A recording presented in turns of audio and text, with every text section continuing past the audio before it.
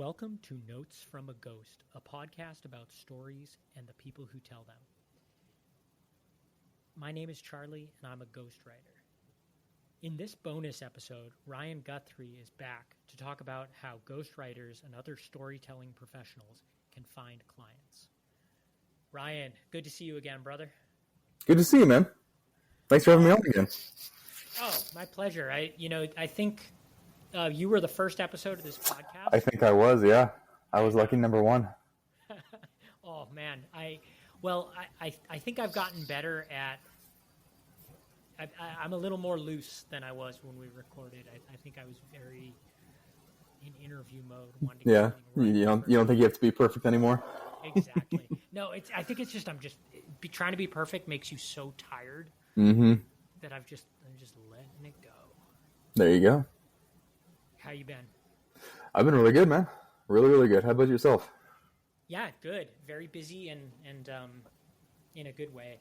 And that's kind of what we're here to talk about. You have some pretty cool stuff that you have in the works that we're going to get into. So I want to just kick right off with the kind of question I would ask you if I was like reaching out for advice. Yeah, sounds good. Like, feel free. Here's my networking prospecting problem. I feel like I've told people, and we've mentioned this on this podcast, that like ghostwriting at a really high level, and the kind of books that you and I do, it can't really be mass produced. Like by definition, it's a bespoke service. Even service is kind of the wrong word, but you know what I mean. But I'm wondering, like, how can we be systematic about finding clients for that kind of a, situation where it's not one size fits all. It's not an assembly line. Yeah, you're very correct in saying that it's not a system that can be mass produced. No matter how many people will try to say that, I just have AI write my book. Good luck. It'll be bad. I've read them. It'll be bad. But yeah, it's a very, very customized process. And, even though you try to have a process, you try to have a system, it's going to vary from client to client. And so I think the biggest thing with the ghostwriting industry and getting in contact with those kinds of people, it's very much a relationship business. It's very much you helped me so much write my book or talk about my book or do this. I know John, who runs this multi-million-dollar company, and he's been thinking about writing a book. You should talk to him, right? And it's getting these warm introductions to people. It's having people introduce you. That's a huge component of a ghostwriting business. I think much more so than, maybe if you were to be like a copywriter or, content writer or something like that. A lot of that stuff you can do with, pitching and, that kind of stuff. But I think ghostwriting, because it's such an intimate process and because it's a longer process and frankly, it's a more expensive service. I think it lends itself really, really well to being a sort of relationship driven business where you have clients, previous clients, people that you've just helped a lot, introduce you to other people that you can then work with, or, they can introduce you to more people. So I think the way to get into those circles, like you're talking about, is to be introduced to people in those circles by people that you already know. And I want to get into that, but I want to hit pause on one thing you said. You and I both know why writing your book with ChatGPT is going to be bad. Like to me, that's a self-evident statement to you, to me. But why is that the case? Because I would imagine there are going to be some people out there where that they to them that's like a legitimate question. Like it helped me simplify this cover letter. Why can't I write my memoir with ChatGPT? Yeah, I have always likened ChatGPT to like a really studious 7th grader that can help you do things a 7th grader could do. Like, can it help you brainstorm? Sure. Yeah. Can it take information and kind of organize it for you into a table or a graph or something like that? Yeah, sure. Can it interview you and pull out all of the chunks of your life story and organize it in a way that massively moves an audience and connects with other human beings? No, it can't. I mean, literally, just try to write something, even just something that's fictional. Try to write with ChatGPT, and you'll quickly find out it's not actually that good of a writer. Sure, you can train it different ways, and I'm sure that you can get it to be better than maybe a really amateur writer, but it's going to be very surface level writing, even if the writing is objectively good. It's not going to be deep. It's not going to be full of human connection or creativity or imagination or anything like that. So the writing in and of itself is going to be less than what a human is capable of. But more so than that, the work of a ghostwriter is it's not just the words on the page. The words on the page are like the third most important thing. It's being able to talk to the client, being able to, find out, okay, what's the theme of this book? What are the stories from your life that lend themselves to this theme? What happened in childhood, adolescence, early adulthood that helped form the way that you think. Let's talk about those things. It's being a writer, but also being a really great interviewer is equally as, or if not more important than being a good writer. And those are probably the two biggest reasons why, you would never use ChatGPT to write a memoir. And if you did, it's gonna suffer. Maybe I'm selling myself short here, and I never would have said this like a year or two ago, but I feel like if you presented me with a project where you just straight up don't have budget to hire me, but you can get kind of like maybe some of my work, I would think you'd be better served by having me do the outlining and the interviewing and have like your bright like English major niece or nephew do the writing. And I never would have thought about it. Like, I think in other days I would have thought it'd be the other way around. Like, get someone else to do the interviews and transcribe them, and then I'll do the writing. But I feel like the big value add, working with someone like you, someone like me, is in the interview process. Mm-hmm. Absolutely. Because you can you could have good writing, but if you're telling the wrong story that doesn't make sense, it doesn't really matter how good at writing it is. It's the wrong story. Well said. But okay, getting back to that, building those relationships. Let's just imagine we're starting from zero, and this is like a video game where I have been dropped into the world. I have to make a living as a ghostwriter. I have no friends, no connections. Bills are due. This has to work. Like, where do I start? What on earth should I do in that situation? Yeah. So I think the first thing that I would tell you is that the whole premise of what you just said is a lie. No one starts at absolute zero, right? You do know people, right? You'd be surprised. There's that idea of the 6 degrees of connection, that you're only 6 degrees of connection away from anyone on the planet, right? You would be surprised how well connected people can be, especially if you come across someone who's like a super connector, and I just did air quotes. People that just seem to know tons of people. So I would say that first and foremost, it's not that you don't know anyone. You just maybe haven't asked in a professional way.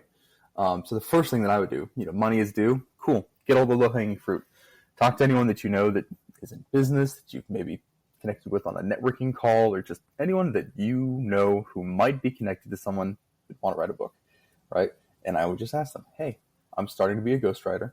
I'm really excited about this. I'm looking for my first few clients. I'm willing to talk to some people about their books and, give them some ideas for their books and how to bring their books to life. Is there anyone that you know who has been thinking about writing a book? Specifically like a nonfiction book, because that's mostly what ghostwriters help with, right? And you just talk to people about that. Okay, cool. You've done that.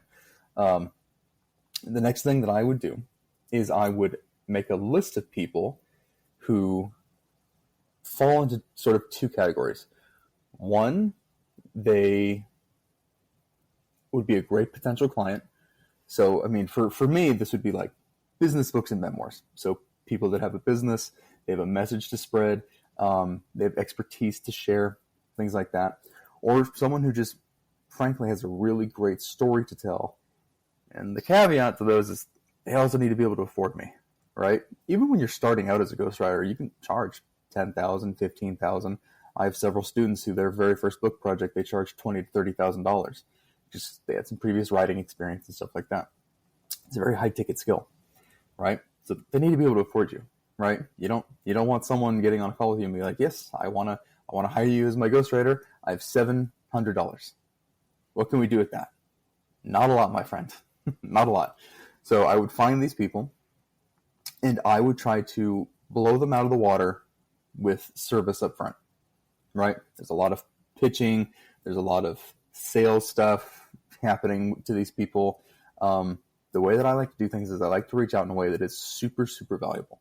If I can create something for them or develop maybe a really skeletonized version of an outline for a book I think might be a really good fit for them by looking at their previous content, TED Talks they've done, whatever kind of content they put out, and I can maybe create an outline for a potential book with them and share it with them, or whatever I can do to show them that I'd be really interested in talking with them about a potential book idea, I'll do it. I'll do work up front, right? It's not free. It's the cost of acquisition, right?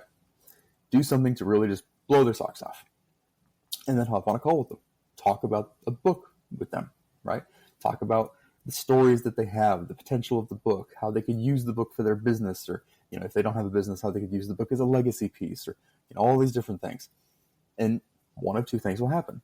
Either they hire you or they don't. Both are okay. If they do hire you, cool, you got a client. Right on. If they don't hire you, that's okay. You've delivered so much value to this person that you have put a lot of, you made a deposit into the value bank account that you both share now, right? So if you've deposited a lot, you can make a small withdrawal. You can't do it beforehand. You can't make an ask before you've served, but you can do it afterwards. You can say, awesome. Well, I had a ton of fun talking about your book idea. I think you have everything you need to go start if you want to. You didn't want to work with me. That's fine. Is it okay if I ask a favor of you? And they say, well, sure. Yeah, you helped me a ton. Sure. You say, cool. My ghostwriting business is mostly built on referrals and word of mouth from people that I've talked to and who trust me that I can do a good job. Would you be willing to make a referral for me? And they say, yeah, sure. If someone comes across my desk, I'll send them to you. I'll put the word out. And to anyone who's ever done a networking call or done referrals or anything like that, they know that doesn't work, ever. No one who says, yeah, I'll send referrals your way. You'll never hear from them again. It doesn't work that way. And so instead, what I would say is, this is the kind of client that I'm looking to work with. Is there any single person that comes to mind when I describe this kind of ideal client for me? Is there any one person you can think of that I could maybe serve with a conversation the way we just had a conversation, where I could talk about a book with them, how to write it, how to structure it, what stories to use, all this kind of stuff? And they'll think, they say, yeah, James has been wanting to write a book for a while. He runs this multi-million-dollar PR agency down the road. Oh, awesome. Well, what can you tell me about James? Tell me about his business. What kind of PR work do they do? Has he done a lot of marketing lately? Has he done a lot of thought leadership stuff lately? Why would he be interested in a book? And why do you think I would be a good fit to talk to him? Get this stuff from the person you're talking to. Remember, this is a small ask, right? This isn't a big, huge thing. Get that information and say, awesome. Well, I would love to talk to James. Would you be willing, since you know him, would you be willing to talk to him and say, hey, James, I just had this conversation with this ghostwriter. He's really cool. He helped me kind of think about some stuff about my book. I know you've been wanting to write a book. We kind of talked about you a little bit, and he's willing to sit down with you for an hour and talk about your book and how to write your book and how to do all this kind of stuff. Do you want to chat? He says, yeah, sure. That'd be great. And so then you either have your current person make an introduction, or they just tell James to reach out to you. Now you have a double opt-in for a conversation. It's not just, oh yeah, let me connect you with James. And then he says, hey James, here's Ryan. Hey Ryan, here's James. Have at it. And you're just kind of like, oh, hey man, this is weird, right? You have a double opt-in. And then so you build that relationship. Now you connect with James and you do the same thing. You talk to James about his book idea, how he should do it, what kind of publishing he should do, what kind of stories he should use for the book, maybe the chapter structure that you would use for the book. You get him really excited. Maybe he hires you. Maybe he doesn't. Both are okay. If he doesn't hire you, you do the same thing you did with the previous person. The same exact thing. This is how you actually network. This is how you build a real network that will actually produce clientele for you. It's not just, oh yeah, put my name out there into the ether, the endless void of the internet. It's, hey, can you introduce me to one person you think I could help? Just one. And you do this over and over and over again. This is what I do with my own business, and I love it because I'm not a huge social media guy. Pitching for hours on end, hundreds of cold messages and stuff. It's not really my jam, right? It's building relationships the right way, one conversation at a time. If you look at my calendar, I'm totally booked out for a week, and all the conversations that I have this week will book out my calendar next week. And those conversations will book out the following week. And as long as I keep asking, hey, I'm looking for this kind of person, do you know of anyone like that? Naturally, all of my conversations gravitate towards my ideal clientele, right? Because that's who I'm asking to talk to. And so they think of that person in their network, and that's who they introduce me to. So like I have conversations with people that I would never be able to find or talk to on my own, just searching the internet or searching LinkedIn or anything like that. I get these introductions to people who are great potential clients that I never knew even existed, just because I've taken the time to build the relationships.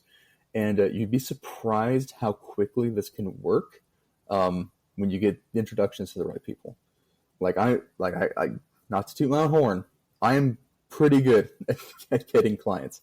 I'm good at the whole cold email thing. I'm good at the marketing stuff. And this, even though it seems like it takes longer, is a much more efficient and effective way to get clientele than almost all the other stuff you'll see online.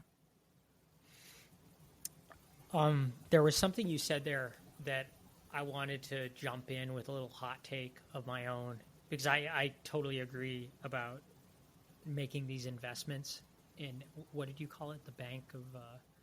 Yeah, like the value bank, or the emotional bank account, or I think there's a few different words that different quote unquote gurus have used, but it's it's the idea that you have to make a deposit before you can make withdrawal. You know the midwit meme where it's like you've got the fool on one end and like the sage on the other, and they're both saying like the same thing, and then in the middle you have like the well-intentioned moron who. And the really complicated answer. Yeah. And I think, like, it's funny. The people I know who have all the time in the world because they're not doing anything would say, yeah, I have time for a quick call. And the people I know who are ungodly busy are also like, yeah, I have time for a quick call. Mm-hmm. And then there's this arrogant middle that's like, my time is really it's super valuable, and you have to prove yourself to me, and I'm not going to just meet with anybody. Yeah. Ryan, the funny thing is that talk to just anyone. Yeah, the funny thing is those people typically are not even in a position to hire you, right? The fun part is when you talk to someone who's built their business, they have free time from their business, they want to write a book, and they're like, yeah, sure, let's talk. They have all the free time in the world, because to people that are truly wealthy, true wealth is free time, and so that's what they work towards, and that's what they have. I have my own student who, he got his first client. He's a multiple 8-figure business owner, and he's busy, but he always has time to talk to my student because he's excited about the book. You got to remember, like 93% of people want to write a book, like 4% ever will, right? So most of these like high level like business owners and people that would be great clients for you, they probably already want to write a book, right? It's kind of like an advantage that ghostwriters have. Not a lot of people are sitting around going, you know what, gosh, I wish I could write a sales page today. Gosh, I wish I wrote an email sequence today. That'd be great. No one sits around thinking that, right? But most people will think, oh man, I wish I could write a book. Wish I had a book. That'd be great. And when you plug that into networking, I find like nobody ever thinks I'm being salesy when I want to talk about writing a book, because it's like a compliment to be like, oh yeah, have you thought about writing a book? Yeah, it's interesting. And just to be clear, like I'm not saying, like you and I have had a separate conversation about how you don't have time for every single person who says they want to do a discovery call. Mm-hmm. The person with some half-baked idea and no budget, like you definitely, by all means, screen those people out.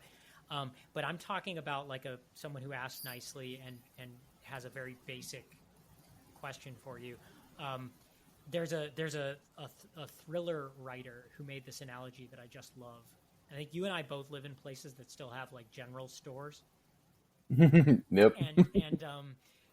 And he said, that his novel writing business is kind of like a general store. And if he's not too busy and you came in not to buy anything, but to ask how to get to the freeway or whatever, he'll happily not only give you directions, but chat away with you for a while you're passing the time.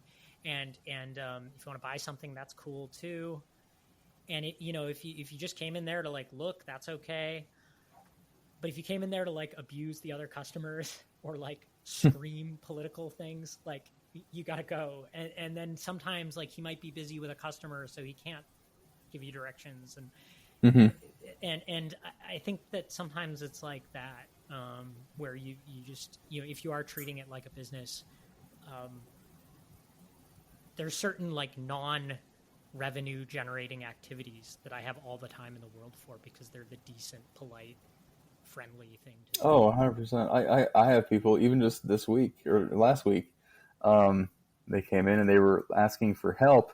And from the outside looking in, these people could never afford to hire me or anything like that. Cool. I still had conversations with them. I have overwhelmingly found the more of a giver that you are and the more goodwill you put out into the world, the more good stuff comes back to you. I've had people that I knew they were not going to hire me, and I was like, let's hop on a call. Let's talk about it. Maybe I can help you out a little bit. We did. We hopped on a call. 6 months later, unbeknownst to me, they're killing it. They're like, hey, man, I just want to let you know I'm killing it now. I'd actually love to invest in your coaching or something like that. And it's like, oh, wow, that's awesome. Great. And they decided to come back because I was willing to put the goodwill out towards them.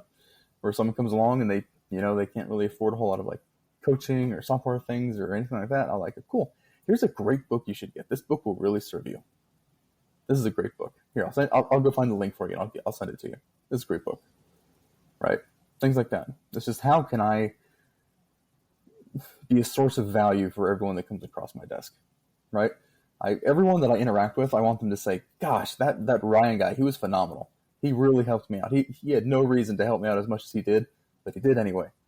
Because guess what? In the future, if they have a conversation and someone's like, hey, I'd love to do, blah, blah, blah, blah, blah, they're going to be like, oh, I know this guy Ryan. He does that. It happens all the time. I get recommendations all the time just because I genuinely put forth goodwill and value towards people. You can't go wrong with that. Oh, yeah. I love it.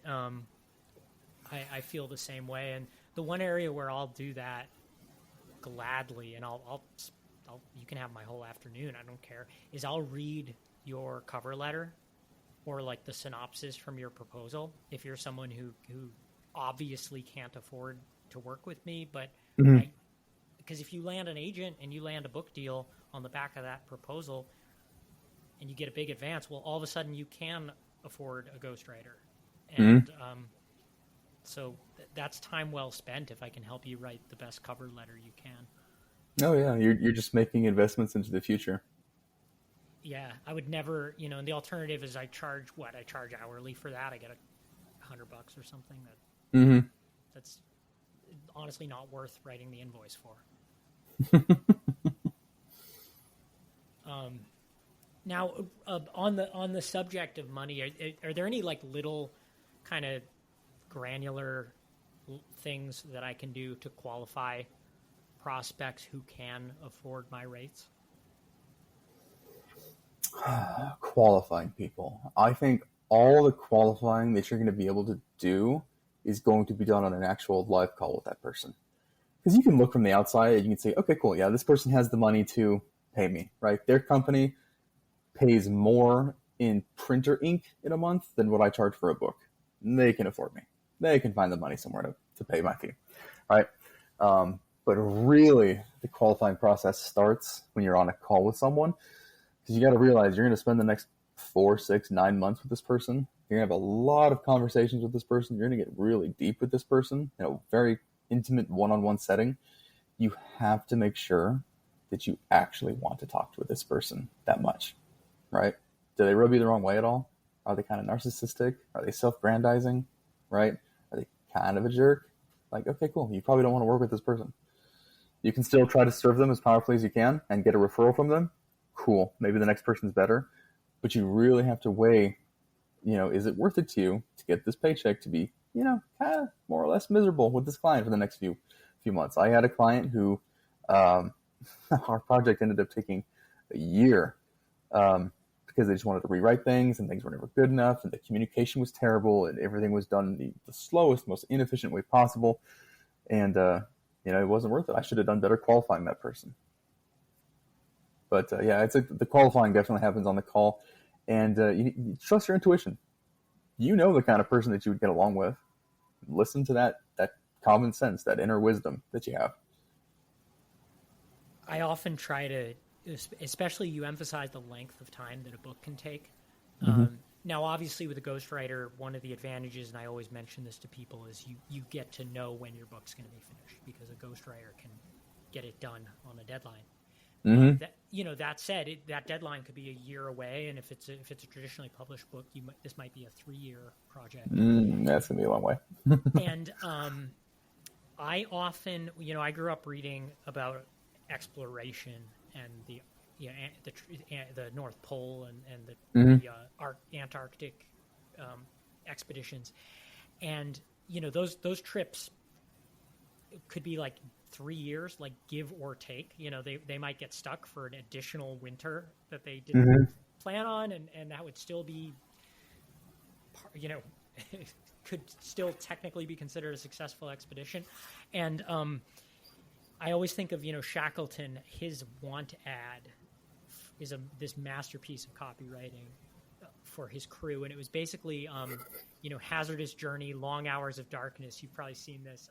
Yeah. Low pay, safe return, doubtful. And the idea is we are making this sound so miserable that only somebody who really has their heart in the right place is gonna be interested. Yeah. And I oftentimes, like especially with proposals, I'll be like, now just so you know, this is going to be, you're going to be putting $8,000 into the recycling bin if you don't get a book deal on the back of this 30 sheets of paper. And you have to be okay with that. Things like that. Or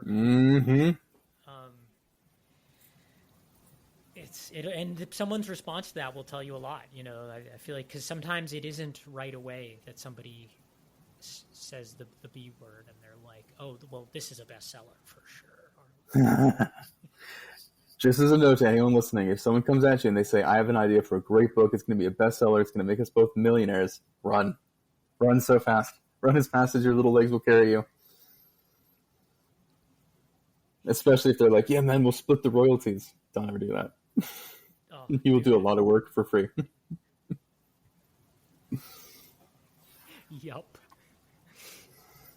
And oh man, we could go on such a deep tangent with that one. I want to get back to finding clients and stuff.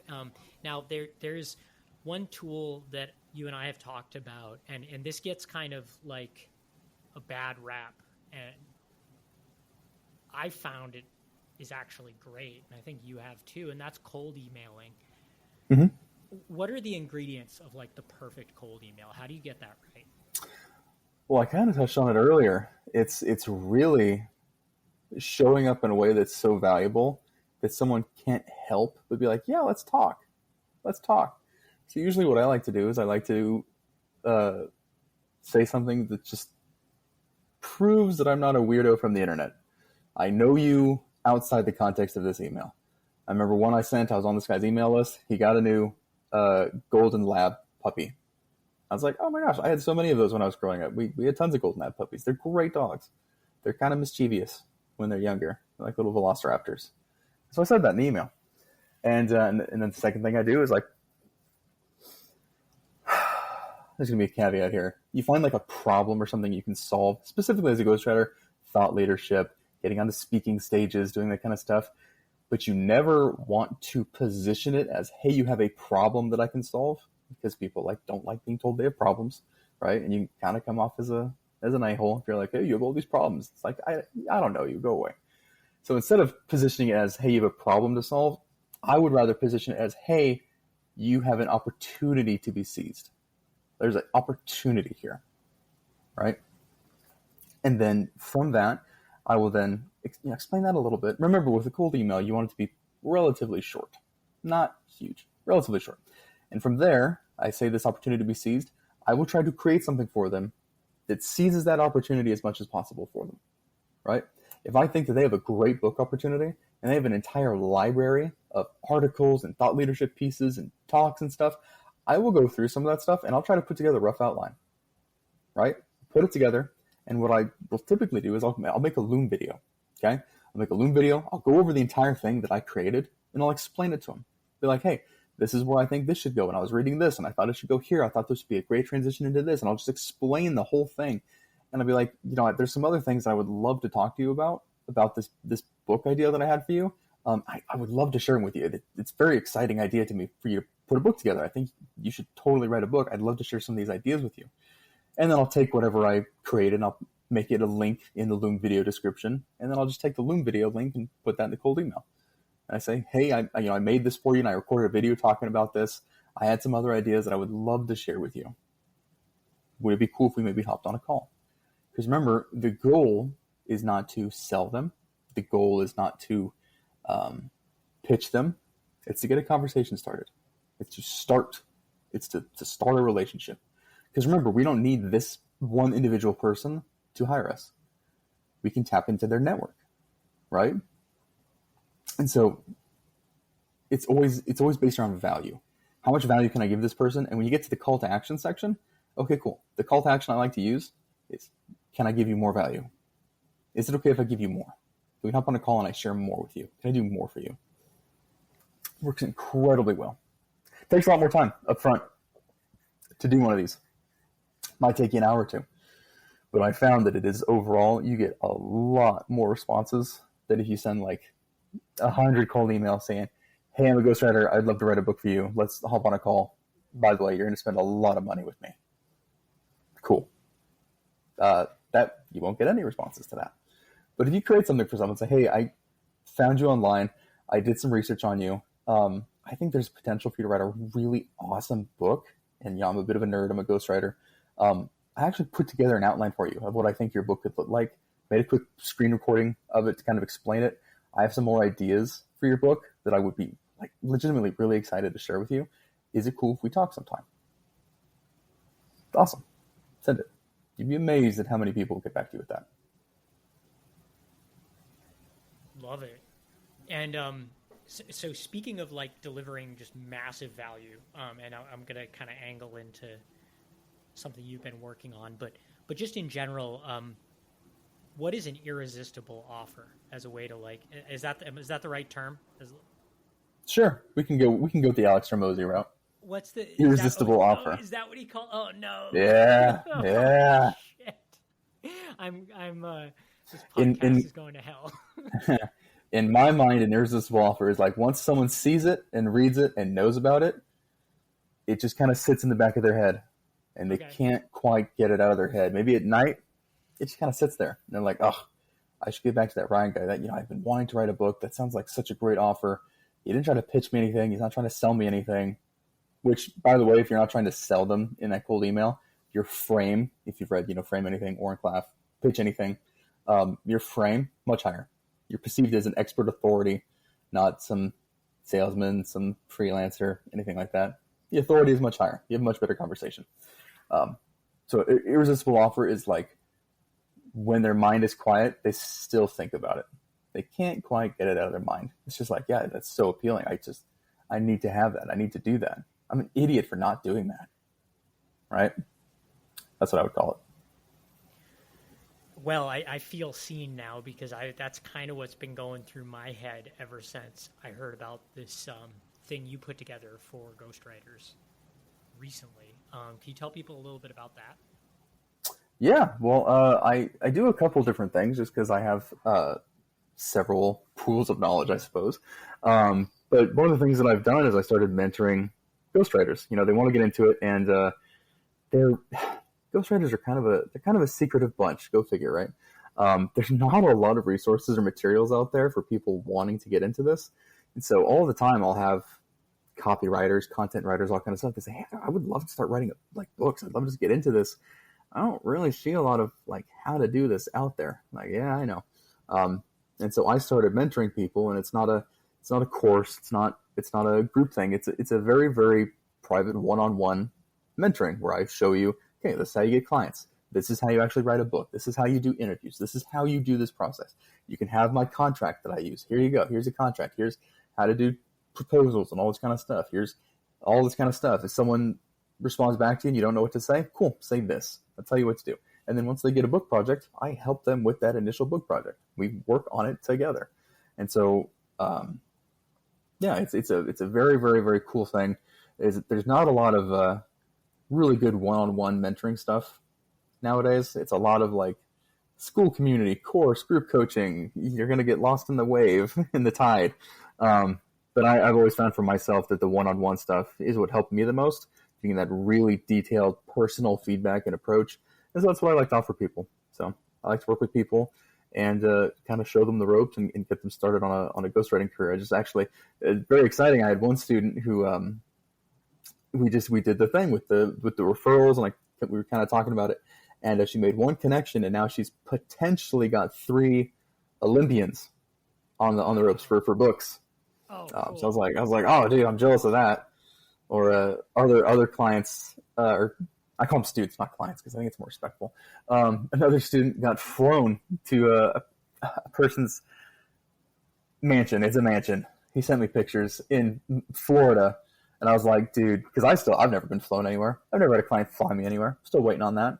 I've had some cool clients. They never flew me anywhere. But he got flown to this guy's mansion for like a week and a half, 2 weeks to do all the interviews in person, in live, because that's what the client wanted. So he paid for him to fly out, paid for his lodging and all that kind of stuff.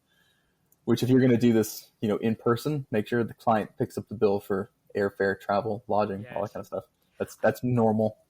I think I know who you're talking about. If we're talking about the same person, he called me and showed me. He was like I think there's some inlet, and he's like, hey, I know you like boats. Look at this boat out my window right now. Maybe, I don't know. That's cool.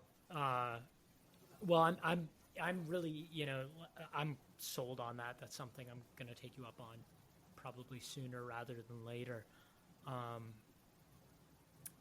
Now, how can people reach out about that if they're interested in working with you? Oh, anywhere. You can find me on LinkedIn. My website is theryanguthrie.com, which I'm kind of spicy about because ryanguthrie.com was taken by some web designer who's never going to use it for anything productive, and I wasn't able to get it. So it's theryanguthrie.com. And if you go there, you're not going to find ghostwriter stuff, right? You're going to find I do a bunch of business and executive coaching. You're not going to find ghostwriting stuff because I don't really advertise it a whole lot. It's just kind of people hear through the grapevine that, oh, Ryan does this thing, and they reach out to him. And it's funny, I do the executive coaching because I worked with a bunch of executives as a ghostwriter, and I would talk with them, and we would be talking, and this book usually meant the next rung on the ladder of success. They were going up. And so in a lot of these interviews, it turned into coaching. And I found I just kind of had a knack for it, and I really enjoyed it. So I decided to go do it. So if you go to my website, you go to LinkedIn, you're not going to find a lot of ghostwriting mentorship stuff, but I promise it is something that I offer. It's not something I advertise, but it's something I offer. And if you're interested, you can totally just reach out to me. You can send me a LinkedIn DM. You can find my email address on my website. It's ryan@theryanguthrie.com. And I'm always happy to have a conversation. Even if you just want to talk about it and talk about the possibilities and maybe you can't afford to hire me, totally fine. Let's have a conversation. I'll help you as much as I can in that conversation. Awesome. Now, I want to wrap up with a question, and this is a new thing on this podcast, but it's something I ask at the end of every the kind of batch of interviews with ghostwriting authors, and then with anyone I interview. And that is there anything you wanted to talk about that I didn't ask? I think we pretty much covered it all. If there's anything I would say, it's that you are never going to learn to be a ghostwriter by not writing somebody else's book. You can read all the books, you can listen to all the podcasts, you can read or do all the YouTube interviews, all this stuff. But until you actually sit down with an actual other person who has a story to tell and you try to write their story, you don't really know what it's going to be like. It's a very different process when you think it is. Like, I have a joke when I tell new students, they're like, yeah, this isn't really going the way I thought it was. I was like, yeah, that's normal. You think you have all your ducks in a line, all your ducks in a row, and then you find out they're all ugly ducklings. That's just the way it is. Every client that you have is going to be a little bit different. The relationship's going to be a little bit different. You're not going to have a set system for every single person, and you'll create your own system. I tell all my students all the time, cool, I'm going to teach you how I do this because it works, but you're going to take this and you're going to make it your own eventually. That's just how it happens. And so far, 100% of the time, that's correct. They take my stuff and they turn it into their own, because that's just, we like to optimize things for how we like to work, and that's okay. But you're not going to discover any of that or do any of that until you actually start doing the work with people. That means talking to people. It means calling yourself a ghostwriter, owning that title, and going out and talking to people about books, being excited about books, being knowledgeable about books and what they can do for people. Get that knowledge and then go start talking to people, right? Put yourself out there. Love it. All right, get out there, people. Ryan, thanks again. We got to have you on again soon. As soon as I have. Always happy to be a guest. Just invite yourself if you have an idea for a topic or you're promoting a project. All right, I'll just book out your calendar with all my ideas. Do it. This will just turn into the Ryan podcast. Yeah, you can be the Rambling with Ryan. Yeah, exactly, dude. Yeah, we could ramble for 8, and we still got to actually I need to have you back on because we need to do that episode about red flags. I just need to source some red flag stories from some other people. I'll tell you what, half of my contract is just things I don't want to have happen again from red flag clients. Yep. I mean, behind every safety rule is like a grievous accident, right? Oh, yeah. In very big, bold letters, my contract says, you will not contact me outside of working hours, Pacific time working hours. I know. I don't want to have to block any more clients from trying to call me at 3 a.m. Love it. All right. Well, yeah. May you, have clients who let you sleep and. They're all good nowadays because I got introductions to them and they value me, and I'm not just a commodity. Well, thanks again, Ryan. And I think this is an episode people are going to get a lot out of, and it's I hope so. People find the kind of projects that they're definitely out there. I'll tell you right now, there's more people out there that want to write these kinds of books than there are ghostwriters to write them. Copy that. Cool. Awesome, man. Thanks again. Thank you. If you have an epic story, I'd love to hear it. You can find me at dailyprose.com or on LinkedIn. My links and Ryan's are in the show notes. Thanks for listening.